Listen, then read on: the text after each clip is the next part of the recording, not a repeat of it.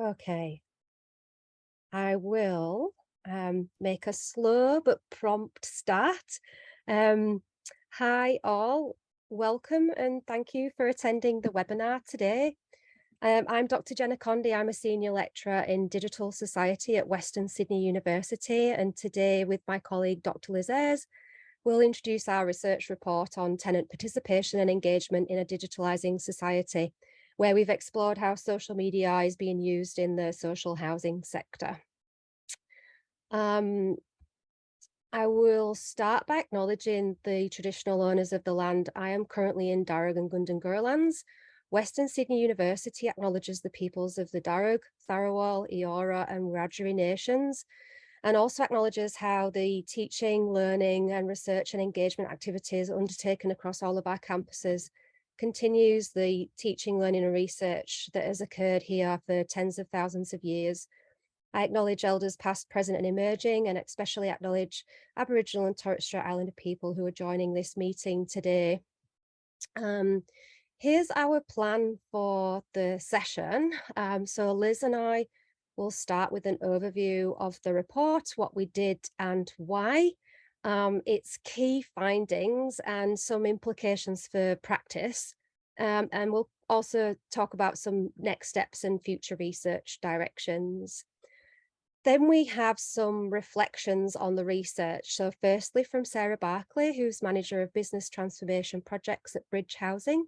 Then we have John Engeler, who's CEO of Shelter New South Wales, who's followed by Dr Alistair Sisson, who's a research fellow from the University of Wollongong.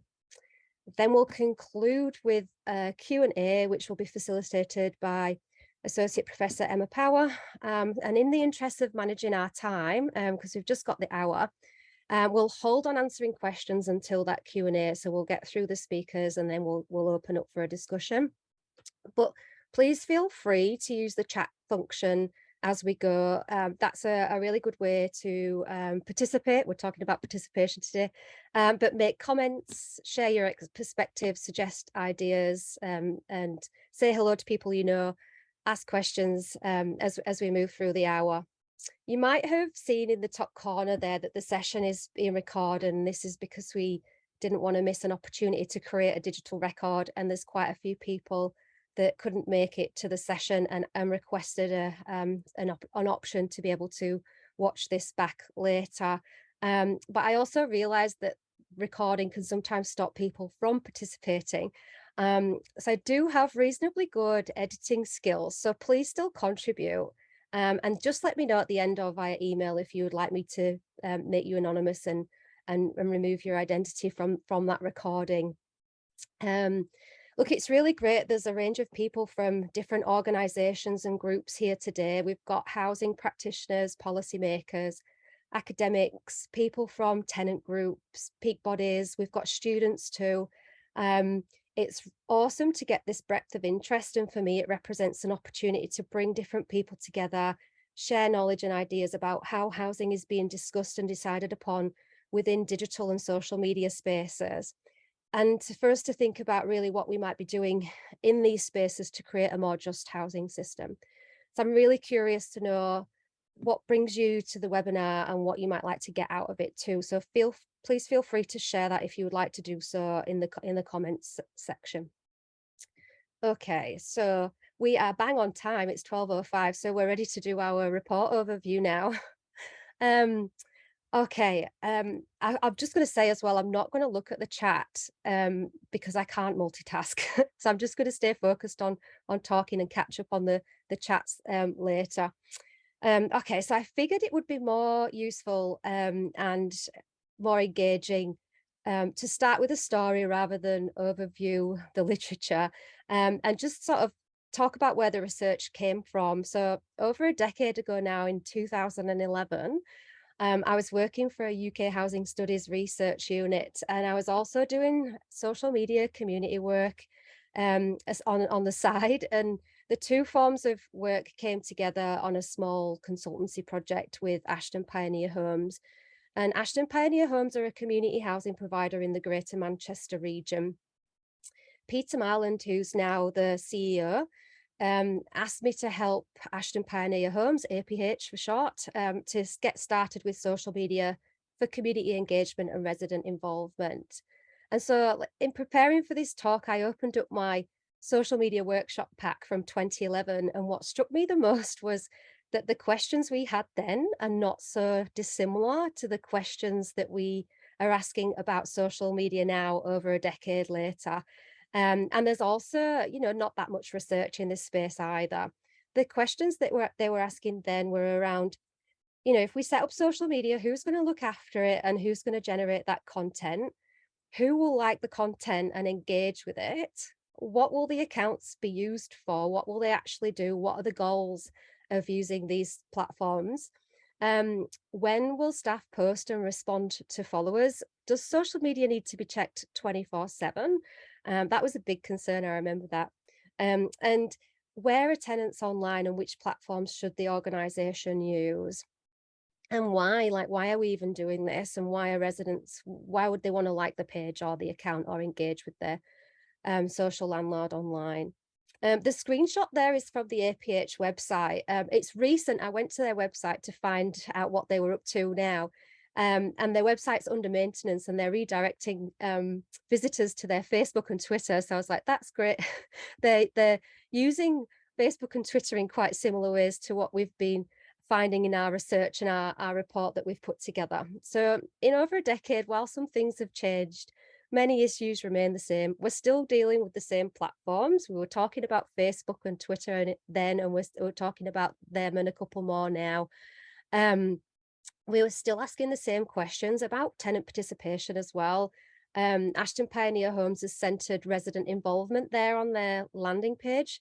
It's positioned as being at the heart of what they do, which is also the title of a more recent UK report, Tenant Participation at the Heart of Social Housing, or where it should be if it's done well. But what tenant participation actually looks like, and whether and how tenants have influence over their housing through these newer forms of participation still requires research, which brings me to our current project and our research questions, which are on the next slide. There we are. We've got a few questions. How are housing providers using social media and digital technologies to interact with tenants? What are some of the challenges that housing providers are experiencing in going digital with their communications? How are these practices shaping tenant participation and engagement? And what is tenant participation, as the practices and processes that strengthen tenants' influence in their own housing, what is that becoming in a digitalising society? So these are some of the questions that we're focused on, and this is what we've been looking at within the report as well. So I'm going to hand over to Liz now to overview the research activities that we have done to generate our data and research findings. Thanks so much, Jenna. So for this research, we developed a multi-method approach to examine how social housing organisations use the web and social media for tenant participation and engagement. Our research is focused on New South Wales, but we expect the themes to be relevant to other places and to other sectors as well. I think it's really interesting to think about how the pandemic may have shaped social media use as well. Because this is a 6-year study where the first data collection took place well before the pandemic in 2015, and the second data collection in 2021, more than 18 months into the pandemic. So this slide shows the different components of the research, so the different research activities that took place as part of our study. So we did 2 digital audits, one in 2015 and one in 2021, of social housing providers' web and social media use to see whether usage had increased or decreased over that time period. Unsurprisingly, we found it actually increased across all the platforms examined, with Facebook being the most commonly used, followed by Twitter, and then to a lesser extent, Instagram as well. We then also completed a really detailed international literature search And we found 64 journal articles and reports on tenant participation that met the inclusion criteria for this search. Of these, there was only a small amount, just 14 papers out of the 64 on digital forms of tenant participation. So that really shows that it's quite an under-researched field. We also did some qualitative interviews with New South Wales housing practitioners in 2015, and then we ran some focus groups with housing practitioners again in 2021. So altogether, 26 housing practitioners from a range of organisations in New South Wales participated in this research, either in the interviews or the focus groups. We also searched for published Tier 1 tenant participation strategies online, so published ones. We found 22 of these, just to look at the range of definitions of tenant participation being used by organisations, and also to see if we could find anything published about digital participation programs or strategies that are actually underway at the moment or are planned for the near future. So I'll just pass back to you, Jenna, to talk about the main findings of the research now. Thanks, Liz. So in the report, we've organised the key findings into 2 chapters. The first focuses on getting started with social media, which is relatively easy in one sense. You know, you can go and set up a Facebook page or a Facebook group, for example, but then it becomes really hard in another way because you've got to keep whatever you've created going and growing. Social media needs resources. It's really hungry and thirsty for lots of time and energy, which many organizations have told us they don't really have. Social media does not create itself. Online communities need cultivating, and organizations need staff to do a lot of behind the scenes work for social media. It's really a set of skills, and there's a need for training too. Our analysis shows that there are 3 intersecting agendas driving social media use in the social housing sector, which are 1, tenant participation and engagement, 2, advocacy for social housing, and 3, marketing and promotion. So these 3 agendas are interacting, and practitioners navigate the tensions and opportunities between them. And we've been talking a lot about this recently, these 3 intersecting social media agendas, and it's not necessarily something that's just in the social housing sector. I can see this working in other spaces where I'm doing social media community work as well. So to take the first social media agenda and using it for tenant participation and engagement, the goal's often to move past broadcasting information in a one-way mechanism and having more two-way dialogues with tenants about their housing. That's why social media appeals, and that's often the push to go into social media spaces. But our participants told us that engaging with tenants is the most challenging aspect of their social media use. And some practitioners are creating other spaces that are more closed, like Facebook groups, to try and increase interaction and generate social support on a more localized level.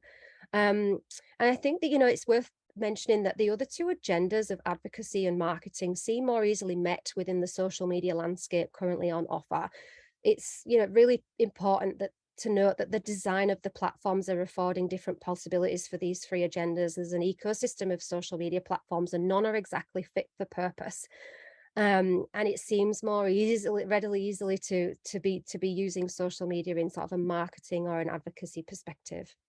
The second social media agenda of housing advocacy, I've decided to put that in the middle here in this visual, because I don't think tenant participation is at the heart or centre of social media use, but housing advocacy might be in terms of the importance placed on it within our qualitative interviews and focus groups. Participants reported that they are coming together to create a collective voice for the sector on social media, and to use social media to leverage power in housing policy making and gain traction on housing issues through mainstream media coverage, and how the mainstream media is now really hooked in and connected in a cycle with social media. So this is something that's become more possible then with social media. And then the third social media agenda is marketing and promotion. And when talking about marketing, it was often positioned in against advocacy in the sense that participants raise the needs for caution around not being too outspoken, perhaps, but if you're like overly critical of a funder, for example, how might that impact your organization? And from a brand perspective, no one really wants to have their reputation damaged in a public space. And the group that were seen as risking brand reputation the most were tenants unhappy with their housing or housing services. So this marketing agenda is the one that we see as potentially compromising the strengthening of tenant participation the most. There can be a desire to want to control and protect the brand and its narrative, and that means that the worry about that brand can take precedence over strengthening tenant participation and engagement in digital social spaces. So these three activities, these three agendas are therefore say something and reveal something about the work of social housing providers and the challenges that they face in doing that work, as well as the status of tenants and tenant participation in the sector as well. So just on to the next slide, or the one before, Liz, there's too many, gone too fast. That one. Yeah, I've just added on the platforms here because the platforms that are used map onto these three agendas. So Facebook, and to a lesser extent, Instagram, are used primarily to engage with tenants, and Twitter is used for advocacy work, where the engagement is largely with other housing organisations, politicians, journalists, and a small group of active tenants are using Twitter as well and taking part in that advocacy work. Some participants told us about, really trying to manage that social media landscape and use different platforms for different purposes and different audiences. And that can work to some extent, but we sort of in the report pointing out that tenants being in a different social media space to other key practitioners is an issue in terms of tenants being involved in in the influence of over their own housing. The quote there gets at that, and this wanting or needing to differentiate between these three different agendas. So this participant in 2015 said, "I don't want to profit from tenants' communication. That is not for our advocacy," if that makes sense. And I think this quote really shows how these three different agendas are not really separate at all. They're all interacting with one another. There's an expression of an ethical concern there around using tenants' communications and contributions for more corporate or profitable goals, but that's blurred in with the advocacy that's got to be done by the organisation as well. And so what we've been talking about in the report really is rather than trying to manage these three different agendas separately, we want to think about how perhaps tenant communication and advocacy work could be more aligned in digital spaces, and orientate that alignment towards strengthening tenants' influence in housing and strengthening the voice of the sector overall. So just on the next slide, there's some implications of practice, which are a bit of a summary of what I've just said in terms of social media requires dedicated specialist resources and deep thought and reflection about what we're doing with those spaces and what we're creating and building. Social media can be reproducing those long-standing power imbalances or potentially amplifying them if we think about the marketing agenda there as well. And just an expectation that critical and negative feedback and comments are likely within digital spaces that facilitate dialogue and two-way interactions. And so, expecting those and not being too worried about them. One participant said that being able to deal with these shows the resilience of the organization. And I think, from a decade ago with APH to now, it's become a lot more normalized, or there's a lot more different practices that people have got now, and ways of managing different kinds of comments and interactions online. And so in conclusion, marketing, advocacy, and tenant engagement and participation practices in online spaces can overlap and cause tension, and those need to be managed and thought through. Our second findings chapter focuses on going digital but staying traditional, and what that's about is really how social media and digital technologies mean that we're now trying to use more communication channels and not less. So the digital forms of communication that are coming on online are not replacing things like the physical newsletter or tenant meetings, for example. Keeping some of these long-standing forms of communication is often done in the acknowledgement of the digital inequalities impacting people who reside in social housing, So participants also reported a need to move beyond a one-size-fits-all approach, though, and tailor information to reach a greater diversity of tenants and meet individual communication needs and preferences, which again requires resources. And also there's a call for a nuanced approach, I think, to addressing issues of access, affordability, and digital capabilities whilst doing some of this communicative work, and which channels do you use and what's working for different people.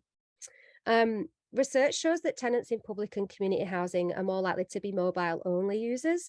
And this means they might be buying data as they go and may not have access to Wi-Fi as a continual thing and at home. So one participant referred to this as being in data poverty. And this is a really significant equity issue as things become more digital that must be addressed. Otherwise, inequalities in accessing important information about housing and being able to influence housing and find things out will continue and deepen as people can't get online easily and access these things with different devices. One of a key area that's quite an effective form of communication that participants reported is around text-based communication. So text messaging and emails were accessible and responsive and so in the report we suggest that both of these channels could be used in more creative and engaging ways for tenant participation and engagement purposes. So not just reminder text, but we could actually be texting in a way that generates participation.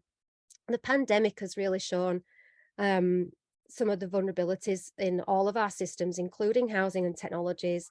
It has changed communicative practices in many ways, and there's no going back in lots of ways. So we're heading into more crises on different scales ahead.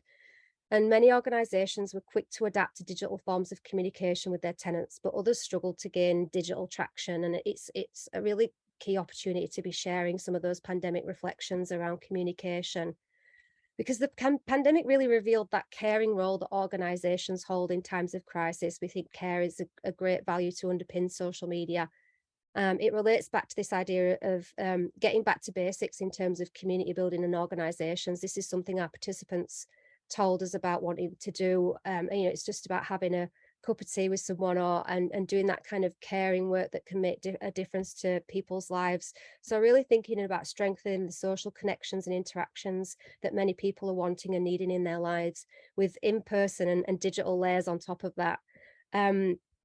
And that thinking about that importance of that going forward as well, and the strength of connections between people living in the same areas are really important as we face these intersecting crises that might make some groups of people in society more at risk of being further marginalised under the pressing conditions ahead. So there's some implications for practice around digital inequalities and acknowledging those and taking action on them. There's an awareness around an increasingly complex set of communication practices in place. SMS and email messaging systems as being increasingly important, and the pandemic showing that there's a need to be able to adapt in a quite timely manner. The pandemic reaffirming the ways that we need to communicate with care and the value of face-to-face encounters. So we've just got one final slide, which is the research priorities and next steps. And Liz is going to come back in. Yeah, thanks, Jenna. Our report culminates in 4 proposed directions for further research in this field. Firstly, we have here the practices of tenant participation to be reworked to strengthen tenant influence over decisions that impact their own housing. So we're proposing that tenant participation or tenant involvement or engagement, if you like, should be conceptually reworked so that it is positioned more prominently in the everyday practices of housing organisations. Secondly, research to identify and support best practice approaches for using social media and other digital technologies to promote tenant participation. So our report, as we mentioned before, really highlights that this is an under-researched field. And we found also that there won't be a one-size-fits-all approach for social media because there's such a diversity of organisations and tenant groups in different settings. So there will be a range of needs and preferences there as well. Yeah, and so the third area is around the needing to develop programs on a larger scale that address digital inequalities and pursue equitable technologies for tenants. Our research highlights that digital inequalities are a serious issue, and we call for policy and programs that pursue access to digital devices, infrastructures, and connectivity. It could quite simply be installing community Wi-Fi for all in a building or in a neighborhood. Just these really significant ways that can make a big difference to reducing some of the barriers to digital participation. And then finally, and most importantly, and that's why it's in green, doing research with tenants on their perspectives and experiences with social media and digital practices. So we've focused in our report on the perspectives of social housing providers, and we know that the next step should be research with tenants to find out what they want and need in terms of social media and how it can be used in different ways to strengthen tenant influence in housing. So that brings us to the end of our report overview. Thank you very much for listening. I hope it's very interesting. I'm looking forward to the chats later, but before we get there, we've got some reflections. So we're going first to Sarah Barclay from Bridge Housing. Is Sarah there? Thanks, Jenna. Thanks, Yeah, Liz. Yeah, I'm here. Sorry, I joined a little bit late. It's all good. Hi, everybody. So yeah, look, thank you first for inviting us to be involved with this research. It's very relevant and very timely for us, and also I find it very interesting. So my substantive role is the Sustainable Communities Manager at Bridge Housing, but I'm currently working offline from that role to develop our digital strategy. So it's really extremely relevant for us now. We're looking really at that digitization approach, but trying to bring back together those different streams that you reflected on, around the housing advocacy, tenant participation and engagement, and then also the I guess, communications and marketing piece, which I think as the community housing sector has grown, have become quite siloed. So we're really kind of trying to focus on putting the tenant back at the heart of what we do, and really understanding that tenant, that customer experience, and looking at how we can support that digitization really for journey for them. We know our tenants are likely to be more digitally excluded. They might have more difficulty than most in accessing and using traditionally designed and digital services. We really want to support their inclusion around that. And I think prioritising and making sure that we actually go back out and speak to our tenants, post-COVID, is a really critical part of that. I think the report kind of demonstrates how that going back to basics approach, we can really apply that in our organisations, and going actually out and talking to tenants and finding out what it's like for people on the ground, rather than in a time of crisis like COVID presented. We can actually go out and learn from them and find out how we can tailor our services best to people. One of the other things I wanted to just reflect on was I think we hold a wealth of data, and we can start using that data to really inform our decision making a bit better, and to kickstart that face-to-face engagement. So start small and take a strengths-based approach to building capacity among tenant communities. And you gave some examples in the report of I think using social media, small like peer-to-peer Facebook groups, and you could also do that in a place-based setting, I think, really well. And then I think just the other really interesting area for Bridge Housing, certainly, and I think probably for the sector, is around how we build on that advocacy platform. So, Bridge welcomes feedback. We really kind of use that feedback to improve our services, but I'm not sure we've done that very well yet in social media. So I think there's a real opportunity for creating that two-way dialogue, and creating the space, I guess, for tenants to be active rather than passive players in that advocacy space, which is hugely important, for the sector and for CHPs. That's awesome. Thanks, Sarah. Now we're going to John Engeler from Shelter New South Wales. Over to you, John. Hi there. Hi, Jenna. Thanks very much. Thanks to you and Liz. Thanks to Sarah for that. Can you hear me okay, Jenna? Great. First of all, great work. And I really like the fact, because increasingly we're required to show that we've survived and updated our research to do with COVID. So it's great that you've been able to demonstrate that longevity. It's it started pre, but has incorporated the necessary changes or challenges. A couple of things. One thing that I just picked up on when I spoke to Jenna about the feedback on this was the extent to which, and I'm sure it will be fleshed out further, but I know that Jenna's put it in the report, the way in which we often talk about social housing as one amorphous thing when just listening to Sarah now, for example, there's a huge distinction still between social housing that's delivered through the state in New South Wales. So in our case, it's about 100,000. Alistair and others on the phone will know the figures a lot more than me. But yeah, we basically say there's 100,000 or so properties, dwellings, homes that are managed by the state, and about 50,000 thereabouts that are managed by the community housing sector. So one of the things that's worth noting is that it is legitimate. If there's ever a reason to distinguish between how the state delivers its housing versus how the CHPs, it's in this social media digital space, because you would be correct in thinking, for example, that some CHPs are bigger than they are, or in fact more impressive than they might otherwise be, not necessarily because they are, and I'm not saying they're not, but it's to do with how big their social media units are. And it fits very nicely into those three distinctions between the marketing, the advocacy, and the tenant participation. So one of the things that we'd like to see from Shelter's point of view is that ability to see social media is used to highlight issues as well as not just sell.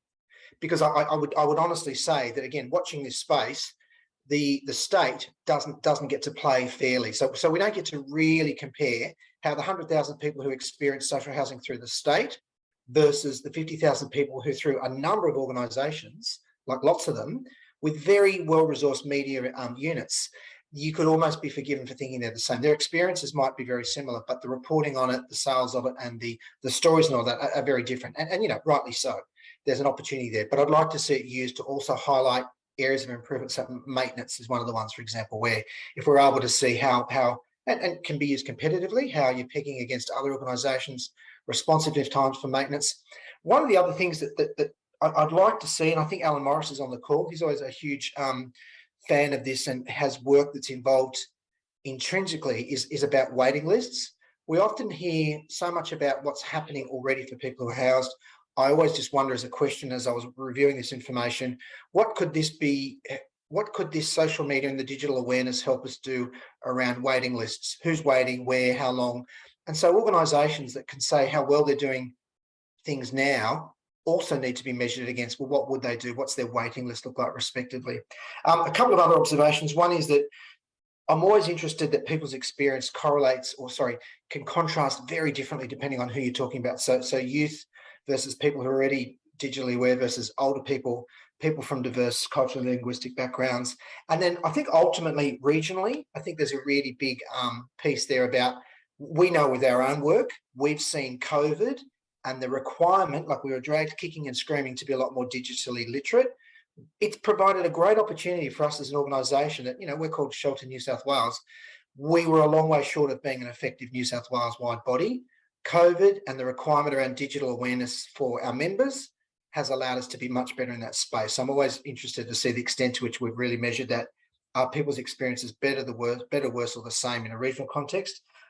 Finally, I've noticed too, so I like the work that you did around Facebook, Twitter. They are different audiences. And similarly, we find, and the CHPs are particularly active in this space, LinkedIn is an area that they are very, and it's a particular tone. So Sarah would explain that they are different tones, different audiences, and different approaches. LinkedIn has a way of, it's not a question mark, just a thought bubble over the extent to which the different platforms are almost so contrasting within themselves. LinkedIn is a really good example of where it's a different audience again. I think that's my main thing. I just wanted to make sure that, that we reinforce the point, and I know Jenna and I spoke about this, the extent to which not just people's experiences are different in which zone, advocacy versus tenant participation versus complaints versus marketing, but the extent to which they're different, A, for CHPs, and B, within that, the tier 1, the tier 2, the tier 3. So there's different CHPs. Some might be more engaged, some are more operational, some are developers. So some of the media content is around their development and their growth, not how they're pegging on what they're already providing. So we just want to always be mindful that we need to be like people who go for interviews, that they might not be able to do the job very well, but they're good at the interview, or vice versa. I always get that sense when we're talking about, CHPs in particular in social media. Are we seeing a sales team selling a product? Or we just need to be able to differentiate that from the other great things that social media has allowed. That's all for me, Jenna, but happy to take any questions. And again, thank you for the opportunity to you and Liz. That's all good. Thanks, John. We're going to go to Dr. Alistair Sisson now, who's going to give us our final reflection, and then we'll do questions, Q&A afterwards. You there, Al? Yes, thanks, Jenna. Thanks to you and to Liz for this report, which I found really, really interesting, and it kind of provoked some thoughts which I'm going to share, mostly around tenant participation. And my angle here, I guess, comes from the research I've done with tenants facing estate redevelopment projects around Sydney. And there are obviously kind of participation processes that go along with those. So as Jenna and Liz kind of have stated this afternoon and in their report, participation is really about influence, and influence, when we get down to it, is really about power. So I think about power, and I'm quoting the geographer Ruth Wilson Gilmore here. Power is a capacity composed of active and changing relationships, enabling a person or a group or an institution to compel others to do things that they wouldn't do on their own. So participation, we can think about as, it's not just consulting tenants about what decisions are being taken, but about facilitating their input into processes in a way that, or in such a way that the outcome of those processes is substantively different to what it might have been had tenants not participated. So that's a long way in my experience and in my observation from what governments are doing with regards to tenant participation. I won't comment on what non-government housing organisations are doing, because that's not what I have experience with. But if I think about what real participation might require, or I guess in other words, how tenants can exert real influence, how they might gain real power, thinking about what are the relationships that they need to build, that need to have facilitated, to help change things in their interests. And I think that Jenna and Liz's report has a couple of really key suggestions or implications in this respect. So they observe, as we've heard, that a lot of the social media work done by housing organisations is kind of one way, between housing organisations and housing tenants, and perhaps at best it's two-way between tenants feeding back to their housing provider. I think Chris observed in the chat that one thing that's missing, another thing that's missing, I suppose, are platforms for tenants to communicate and build relationships with one another in the absence of their housing organisation. So that might be tenants who live in the same complex, who live in the same neighbourhood, but it might also be tenants throughout the state or throughout the country, or even beyond that, sharing their experiences with one another, sharing their kind of aspirations for how their housing might be managed, and how they might actually improve their situation. So I think that's something that certainly governments should resource, but perhaps there's also a role for housing organisations to contribute to resourcing those kinds of platforms as well. Which is not to say monitoring or controlling those platforms, but giving the resources to enable tenants to use them and to speak to one another, to build relationships with one another, and to build power. The second observation it comes from the comments that Jenna and Liz made about digital exclusion and just the lack of connectivity, digital connectivity, that a lot of social housing tenants face. And for me, that really means that physical connections are still vitally important. And for that reason, concentrations of public or of social housing are still vitally important. So we might not want to build the kind of estates of several thousand units like we did in the mid-20th century, but I don't think neither should we accept this sort of common sense of salt and pepper or mixed tenure approaches to producing or delivering social housing. I think it's really important that that social housing tenants share physical spaces with one another, with people who they have many things in common, many interests in common, and they can work together to advance those common interests. But yeah, as Jenna and Liz's report points out, that or implies, that really requires a kind of co-location, as well as the kind of infrastructure and services that come along with concentrations of public or social housing tenants. You know, often those services are funded based on, you know, geographical and demographic information that, you know, it relies on a concentrated presence. So I think those are the main observations I want to make. I don't want to take up too much time because I know there'll be lots of questions. So I just want to say once again, thanks, Jenna and Liz, for this really important work. Thanks, Al. Thanks very much for your reflections, Sarah, John and Al. I'm going to hand to Emma now, who is going to facilitate our Q&A. Thanks very much, Jenna. It's great to hear so much detail from the report, and Sarah, John and Alistair, really insightful reflections. Look, I guess just the first thing to say is if you've got any questions, if you could start posting them up in the chat. I've put a few together though, based on the comments that have come up so far. The first thing, Liz and Jenna, that I was hoping you could reflect on were these important points that Anne and Karen raised about digital exclusion. So, you know, Anne was talking more about digital access in terms of things like affordability. Karen from Thrive Services in the Blue Mountains also pointed to digital exclusion for other reasons like mental health. Just wondering what you think housing organisations should be doing to widen participation and access in these spaces. I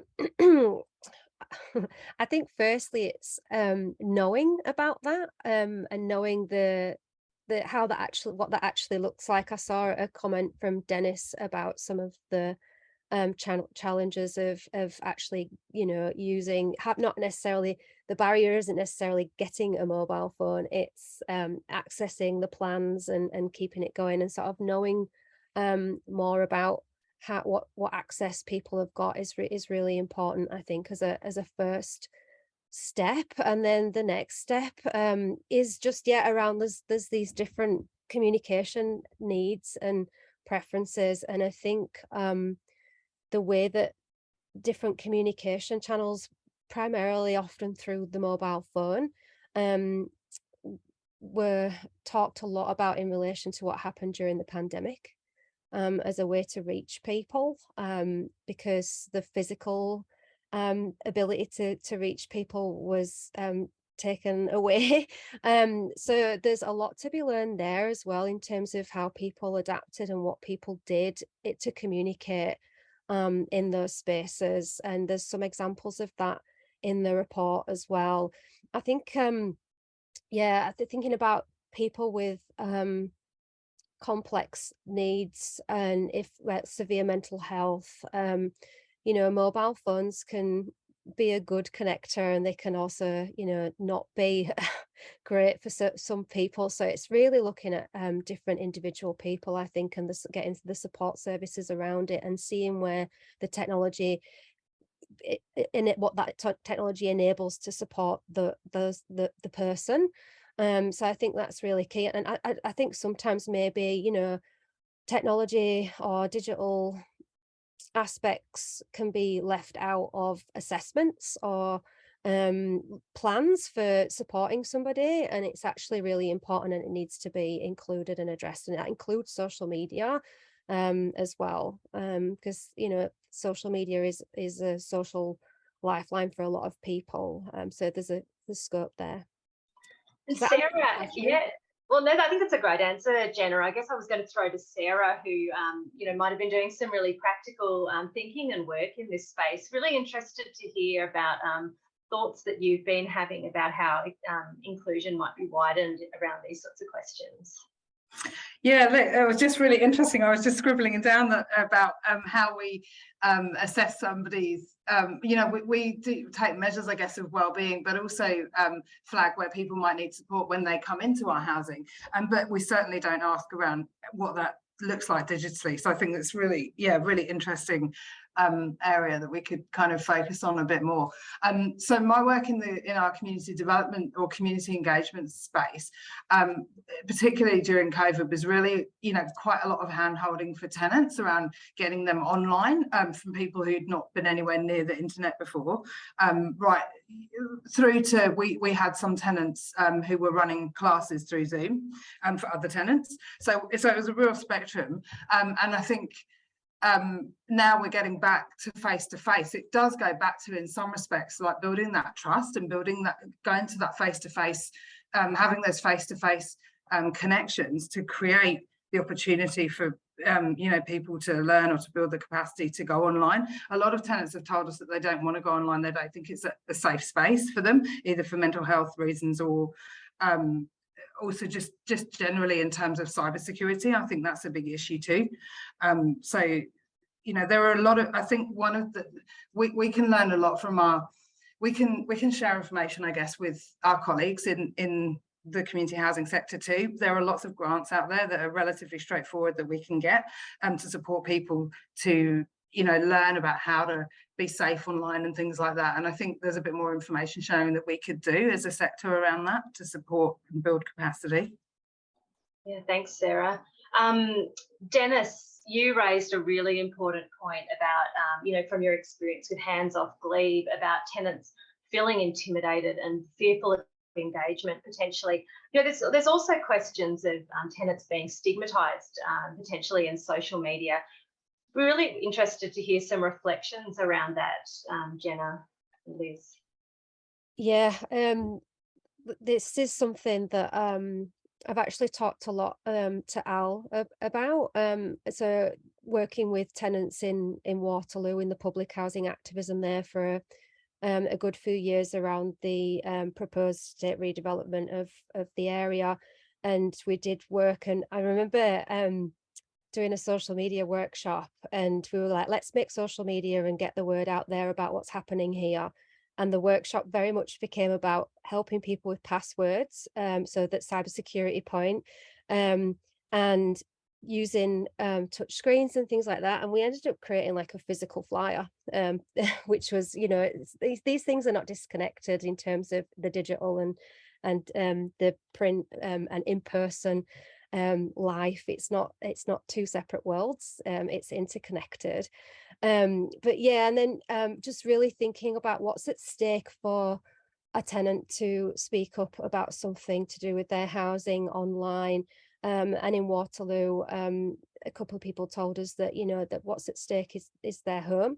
They didn't feel comfortable to be in, those social media spaces, speaking about housing, and if it potentially risks their home, and that's what their worry was. So it is a real challenge there. And social media isn't a safe space for a lot of people. If we think about gender, race, class, sexuality, disability, and how these intersect, it's really a really different experience. And some people are more able to take up social media and use it for advocacy and activism than others. So it's about, I think, really some of this is sort of working together. So you're not on your own with social media, or you're not on your own with having a voice. There's a collective voice, and therefore it's louder. Would be my thoughts on that. But there is and sort of taking up identity positions as somebody in public housing or community housing is quite different. There's tenured identities at play, and that power issue comes back. But we need to do more research around this. This is where we think would be the next steps. Al, you've done some work that I think is really important around stigma in social housing. I wonder if you have any comments on this question. Yeah, thanks, Emma. I would, I guess, first echo what Jenna said about kind of collective action. So I think of, for example, a project called Residents' Voices, which was a collaboration between academics, Michael Darcy and Dallas Rogers a few years ago, and residents in Waterloo and actually public housing estates throughout Sydney. And that was really about, having, I guess, a safe space for public housing tenants to encounter some of the attitudes that we see online, the negative attitudes, I should say, and then collectively think about a strategy for how to address them without putting themselves out there with their name on a post talking about, how it's in fact not, how people perceive it to be. I think that was a really good project and an example of what, what I think a lot of community organizations and perhaps even housing organizations themselves could be doing. It doesn't take a huge amount of resources. It really is just about, convincing people that, it's a safe environment for them to be, I guess, confronting some of the stigma that they might face.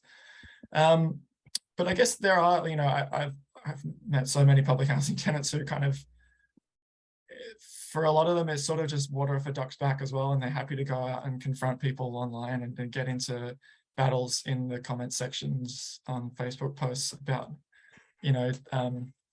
some of the negative stereotypes about public housing and public housing tenants. So we should be cautious not to be too, I suppose, not condescending. I don't want, it's probably a bit too strong, but cautious not to wrap public housing tenants in cotton wool, I guess, when we think about what they might encounter on social media or even just in the news. I mean, some of the worst comments you find just in the newspaper. So it's not as though people who live in public housing aren't exposed to these sorts of attitudes. Yeah, thanks, Al. I mean, look, there's some really interesting questions that have been coming up in the chat around what tenant participation might involve. And I think, some of the examples that Al just gave from Waterloo speak to different types of engagement and participation that tenants might have. And so, there's been a bit of conversation about whether this, the focus is on communication between social housing providers and tenants, or whether it's about, tenants potentially as advocates, or whether it's about tenant-to-tenant communication to actually get things done. Any reflections in that sort of space about what we might be looking for? I mean, obviously different parts of the sector have got different imperatives. So we're working in one of our projects with cooperative housing across a few states in Australia. And in cooperative housing, tenant-to-tenant engagement is absolutely core. I mean, that's how the whole sector runs, is tenants working together to run and make decisions about their housing. Different priorities in different sectors. We sometimes hear the state talking about how a responsible tenant will be one who's engaged, but we don't expect the same thing in a strata community if people are apartment owners. Really interested to hear some reflections around this sort of space. Maybe John, you might have some thoughts to run with. Yeah, I think it's a good point. Thanks for that. We actually say this to the CHPs. They should be delivering that. They shouldn't be expecting that a tenant in a building that's got multiple buildings that has a different experience, if they choose not to, than somebody who is in a strata building. Strata buildings all the time are managed by people. 20 different agents might manage the whole building. There's not one agent that manages the whole building. And when we pointed that out to some CHPs, they were quite surprised. They thought that would be a huge challenge. There's an argument that says people, particularly, and I've written a note here just to say that we didn't touch on the distinction necessarily between affordable housing and social housing, but let's just talk about CHPs generally. They do head lease, they do rent. It would be interesting to see what people's experiences like, harking back to Al's point about the salt and peppering.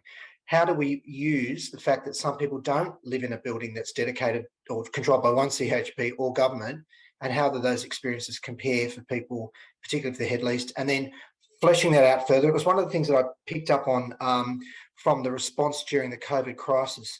There was a particular building in Sydney, I can't remember who the CHP was, it might have been Evolve, it wasn't Bridge, who seemed to manage the build. Their argument was, and media chimed in on this, that they managed the whole isolation and lockdown of a building in a particular way because this building had a mix of social housing and affordable housing tenants. So again, one of those things, whether the digital marketing, whether the digital media had a play in that positively or negatively, I'm not sure, but it was always an interesting observation. A particular building in Western Sydney seemed to fare better because of, during COVID, during isolation, it had a mix of tenants. And I'm just not sure whether that was real or dreamed up by the social media that was put out about it.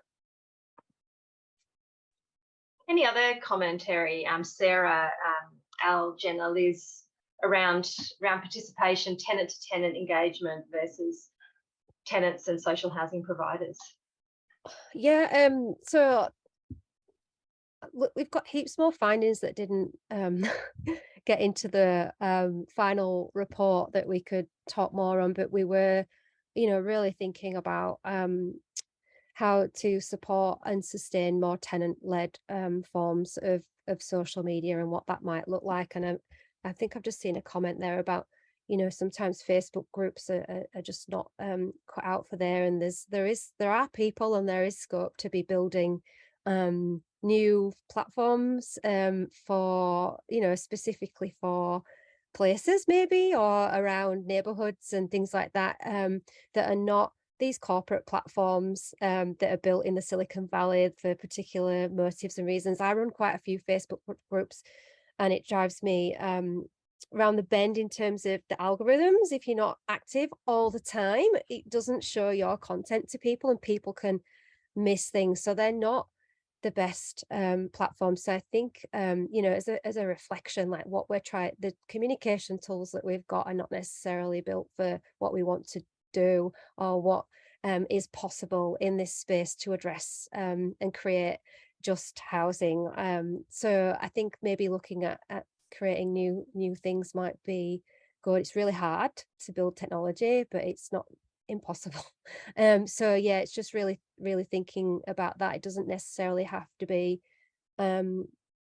housing organization led all the time. And then just really thinking through and creating more spaces to reflect on what tenant participation is and what does influence look like. I really liked what Al said about how the report shows that physical co-location is really key still, and I'm like, please use the report to make that argument for the face-to-face interactions between people are really important, and participants told us that as well, who are doing the frontline work out there, meeting people and hosting community events and things like that, that those interactions are really key. So it doesn't all have to be social media, it's everything else. So just really thinking about what those practices enable in person and online. Thanks, Jenna. And I mean, look, there's hundreds more questions I could ask you. I guess it's 2 minutes to one. So I'll just say congratulations on the release of such an important and report and new topic. It's an important issue for everyone to be looking at. And I'll throw to you so that you can wrap up for the session. Awesome. Thanks so much. And thanks everybody for being here. And also thanks to the participants who took part in the research, and also the people who peer reviewed the report and made it what it is now in terms of that feedback. It was really crucial to making sure that we're creating something that can speak to different audiences and different people across the housing space, and that's what we really want the report to do. I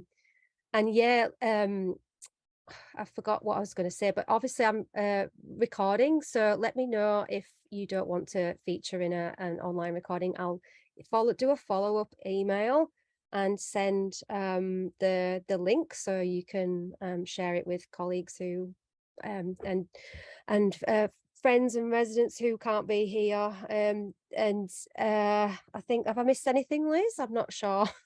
And we're doing some more publications and working this space, and we'd really like to do more. So, and also open to chatting to people who are trying to do social media and want some support as well. I think that's all good. Thanks very much, Jenna and Liz. Thank you. See you all later. Thanks so much. Thanks, Jenna. Thanks, Liz. Thanks, everyone. See Thanks, ya. Alistair. Thank See you guys. you. Bye.